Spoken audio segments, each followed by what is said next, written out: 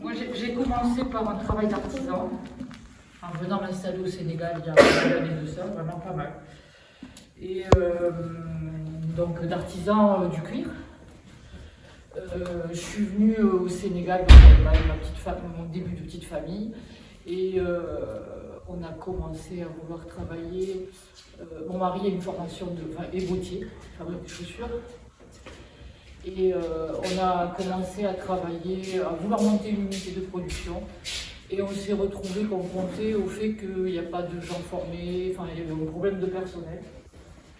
Donc on a progressivement monté un atelier en formant les gens sur place. Et dans notre démarche, on avait vraiment on savait que l'Afrique de l'Ouest par rapport au cuir est super riche et très diversifié, avec énormément de savoir-faire. Et donc on avait le désir d'acquérir ces connaissances-là. Et comme on s'est retrouvé à devoir former les artisans avec qui on avait travaillé, et qu'en plus on avait des savoir-faire qu'on est en train d'expérimenter, on a vraiment intégré la formation dans notre pratique. Donc on avait une pratique d'artisan, donc autour d'un savoir-faire technique, mais aussi de partage. Et dès le départ, ça a été notre ADN. Et là, à ce moment-là, avec le temps, on a fini par former une équipe, etc. Et à acquérir de plus en plus de savoir-faire. Et on s'est rendu compte, je me suis rendu compte que par rapport au cuir, il y a des savoir-faire techniques, mais ça correspond à plein de savoir-être. Il y a beaucoup de communautés en Afrique de l'Ouest du cuir. Il y a des sociocultures qui dépendent de ces savoir-faire et des pratiques sociales. Enfin, vraiment, c'est très très complexe et c'est très très diversifié, que ce soit sur les 5 pays, du cuir d'Afrique de l'Ouest, le Sénégal, le Niger, la Mauritanie, le Burkina et le Mali. Ces 5 pays, c'est le même cheptel en fait, hein, c'est les mêmes peuples qui circulent là-dedans, et à chaque fois il y a certains, c'est les femmes qui détiennent des savoirs, d'autres sont les hommes, enfin, voilà, ce genre de réalité. Donc voilà, on a cette pratique-là, cette pratique technique, et c'est à partir du moment où l'atelier qui nous permettait de vivre, commençait à être autonome. Moi j'ai eu ma formation a repris le dessus, moi j'ai une formation aux Beaux-Arts et j'ai commencé à réaliser des pièces à partir de ces savoir-faire, des pièces qui n'étaient plus fonctionnelles, enfin qui n'avaient plus pour but d'être de la maroquinerie.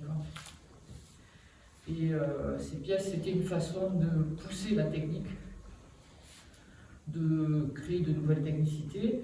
Et à chaque fois aussi, ce que j'ai oublié, c'est que dans notre façon, en fait, on ne va pas vers le patrimoine pour acquérir du patrimoine, on va vers le patrimoine pour essayer de répondre à des questions qui sont de notre quotidien. Et là, en l'occurrence, par rapport au cuir, c'est le fait d'avoir 0 déchet.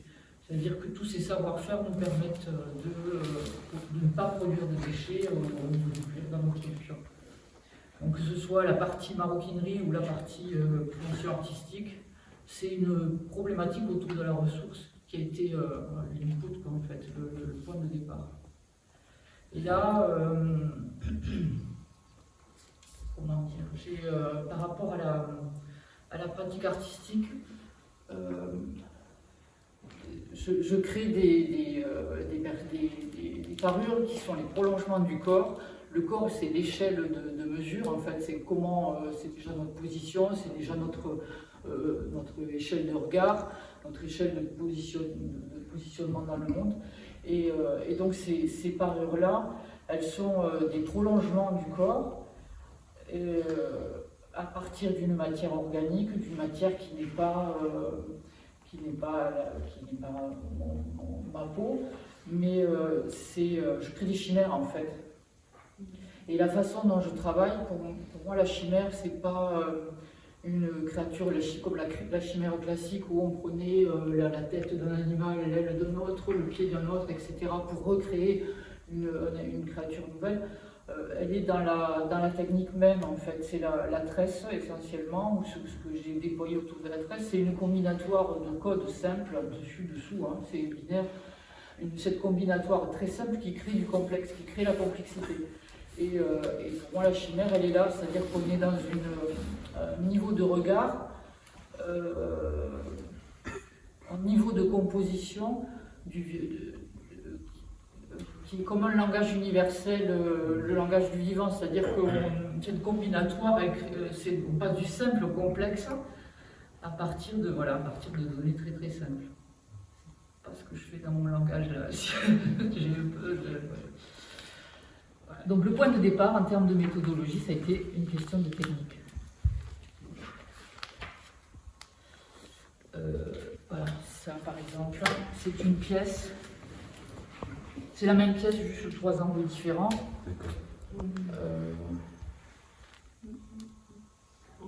Comme une armure. C'est en cuir.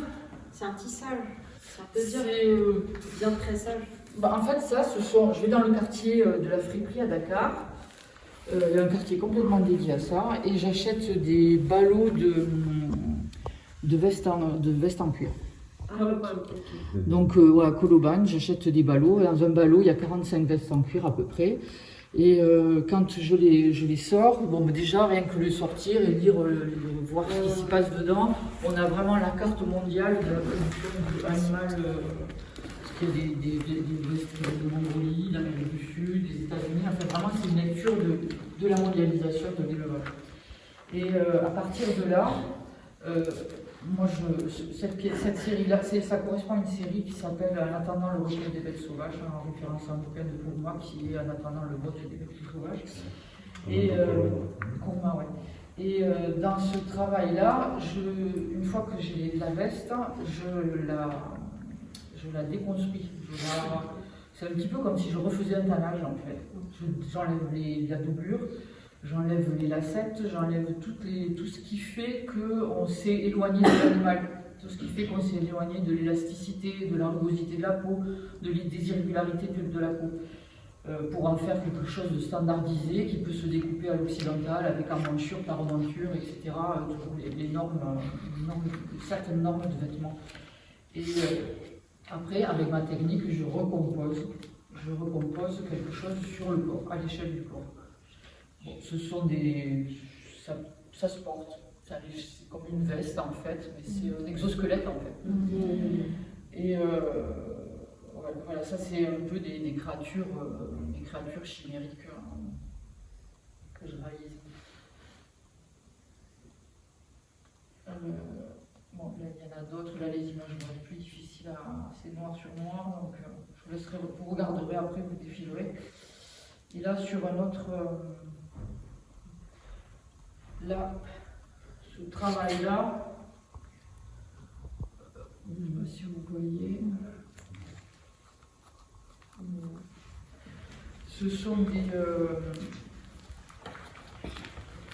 des boubous.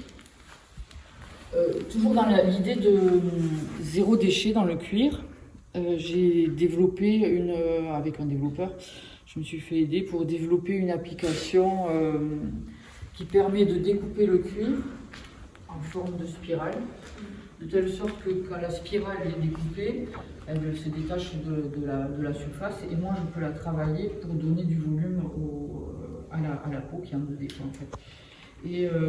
Mais la taille des spirales est déterminée par des données géographiques.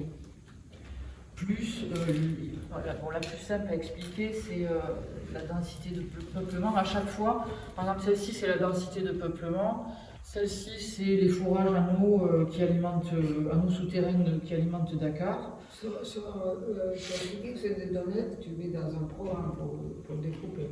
Oui, l'application, c'est le système d'application. Et ça, ce sont les matériaux de construction des bâtiments du Sénégal. Et donc, l'application va découper le cuir, plus il y a prélèvement de la ressource, plus la peau est altérée. Et moi après, avec le système de tresse traditionnel, une tresse classique, je cherche à rééquilibrer cette peau qui se délite par endroits ou plus ou moins. Je cherche à rééquilibrer la matière sur le corps pour que ça soit un vêtement portable. Donc c'est une image de notre rapport à notre environnement, au territoire. Et bon, voilà, chaque fois, le fil conducteur dans tout le travail, c'est cette technicité combinatoire de données simples pour créer du complexe. C'est ce que je vois comme un peu du biomimétisme en fait, parce que c'est la théorie de enfin, c'est ce qui, les lois de la morphogénèse, c'est ça, les lois de la création, enfin, de la construction de la matière, c'est ça. Le codage numérique, c'est la même chose. C'est du simple pour créer du complexe. Et voilà. L'Ouest africain. Donc c'était les premières questions. Ensuite, les questions qui ont suivi, c'était mon rapport à la ressource. Sachant qu'à Dakar, on travaille avec le cuir tanné traditionnel. Il est mal fait maintenant, il est de très mauvaise qualité pour des raisons économiques, parce que les gens qui font ça, c'est des gens qui sont en mode survie et qui ont changé, qui pour aller plus vite vont changer tel produit par rapport à tel autre, donc c'est pas du bon tannage. Et il y a toute une économie de cordonnier, il y a toute une culture de cuir de ville, quoi, en fait, hein, tout ce qui est cordonnier. Qui s'alimentent sur ce qu'on appelle les venants, ce sont des containers de cuir qui sont des excédents italiens et espagnols des tanneries. Donc ça c'est la ressource que nous avons.